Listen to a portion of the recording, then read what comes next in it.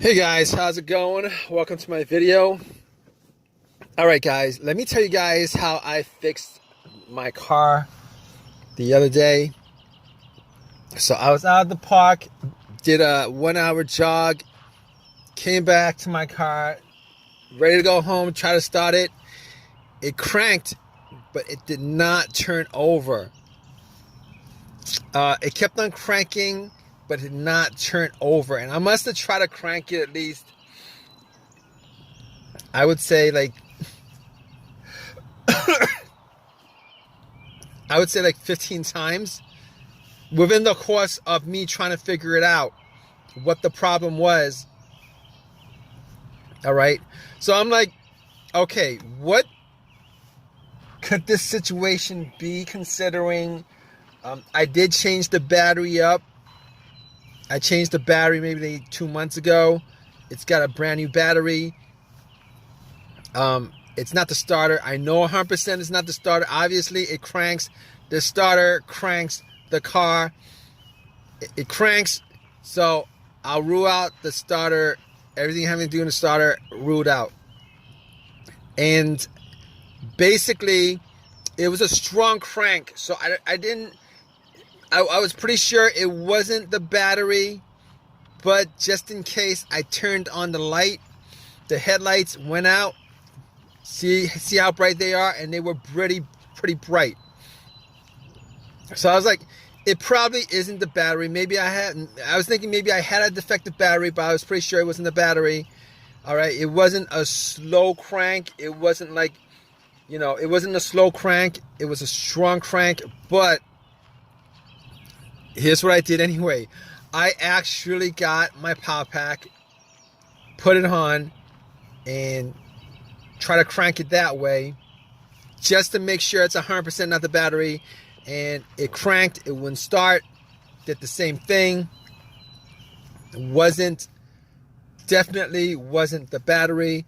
And on top of that, I was looking around just to make sure that my terminals were clean and tight, because I did clean the terminals. I did tighten them up 2 months ago. I didn't think that it was going to be corroded after 2 months, and they weren't corroded after 2 months.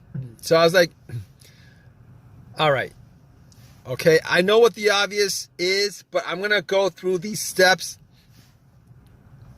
just to make sure that I pretty much troubleshoot the easiest things, and then I'm going to go to, the bigger issues. So at that point, I knew it wasn't the starter. Obviously, it's not the alternator. I'll rule those things out. You guys, in this situation, you guys don't want to start ruling things out as what the issue is. It won't be the starter. If it's a strong crank, it's not the alternator. If it's a slow crank, wait. If it's a strong crank, it's probably not the battery. If it's a slow crank, it's possible that it is the battery. But just to rule it out, you guys should probably at least try to give it a jump. This situation, just to make sure it's 100% not the issue. All right. So it's not a slow crank. It's a very strong crank, and it cranks up pretty strong. All 15 times that I try to crank it up. So I can rule out those things. Check all the terminals, rule that out. And the negative wire, I could rule that out too, because I wouldn't be getting a strong crank. Well, it's possible. It's possible that it could be the negative ground wire that could cause that issue. It's very possible, maybe. But I was getting a strong crank, so I was pretty sure that all the wiring were tight and good, and it wasn't with the negative or the battery or any of the other stuff. So moving on from that, I'm thinking to myself, okay, maybe it's a fuse. Maybe it's a fuse, the fuel pump. Maybe it's a relay to the fuel pump. Maybe it's the fuel pump itself Could be the car's computer, all of those things. All right, and I'm going to help you guys troubleshoot this because I troubleshooted it. All right, it's how I troubleshoot this whole entire issue. All right, you guys have this situation. This is how you guys troubleshoot this issue. All right, you guys have a crank, but it won't turn over. Here's how you do it. All right, maybe it's the car's computer. Now, I was not getting a check engine light on the car. I was not getting a check engine light on the dash. So I could pretty much rule out a whole bunch of things. All the sensors, all the things that be caused by the sensors, I could pretty much rule out. There was no check engine light. And I'll tell you guys what, when I actually, when I actually put an OBD2 on it, okay, when I put an OBD2 on it, first of all, it actually ran through the scan, gave me a whole readout. So I knew that it was probably not the car's computer to begin with. That's very important.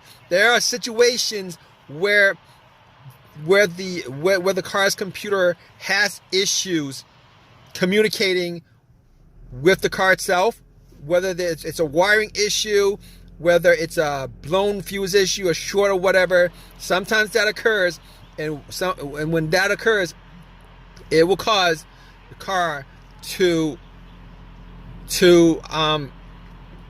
crank but not start. All right, and there's a whole host of things I could run down with this, but I could rule out that. All right, and the fact that there was no check engine light on the dash, and then when I read the whole OBD2, there was not a single code that came up. I could rule out anything having to do with the mass airflow sensor, could rule that out. I could rule out the crankshaft, camshaft. I could rule all that out. And I could probably rule out the throttle position sensor on top of that. So if you guys are probably thinking it's probably one of those sensors that's causing it, one of those things that's causing it, if it's not coming up, if you guys don't have a check engine light with this with this crank but no start issue, it's a crank but no start issue, you guys could probably rule out all those things that has a sensor connected to it, which is a whole host of things. All right, and this situation pretty much simplifies a whole lot of things as far as troubleshooting this issue is concerned with a crank no start issue. All right, so let's go down from there. All right, now I'll tell you what. All right, I wasn't able to get my car started at the park, so I had to call AAA, had them tow my car to my house so that I could actually do a bunch of tests. I didn't have my tools with me, so I wasn't able to get it started. All right, I assumed that it was a couple of things. So when I got home, I had to pretty much go through all the fuses. All the fuses were good. All right, all the fuses were good. So next up would be the relays. I assume in this situation that it was probably either going to be a fuel issue, like maybe a relay or a fuse connected to the fuel pump that would cause this situation. All right, so I tested out all the fuses. It wasn't that. As far as the relay was concerned, I did swap out the fuel pump relay with another relay, with a similar relay, with the same exact number. So it was I did swap out one of the relays for the fuel pump relay, and that didn't do anything as far as that situation is concerned. So at that point, I was thinking, all right, I got to figure out whether it was the fuel pump that was causing this situation. All right, definitely was sure it was not the relay. And on top of that, I actually took off the line for, the part of the fuel line just to see whether there was any fuel getting pumped out. There's no fuel pumping out. And on top of that, I actually did not hear the fuel pump prime. All right, when I turned it on to the on position, did not hear any kind of priming coming from the fuel pump. So at that point, I knew that it was probably the fuel pump that was the issue. In fact, it was the fuel pump that was the issue. Now, I was hoping that it would have been the fuel pump relay. If it was the relay, it would have been a quick fix.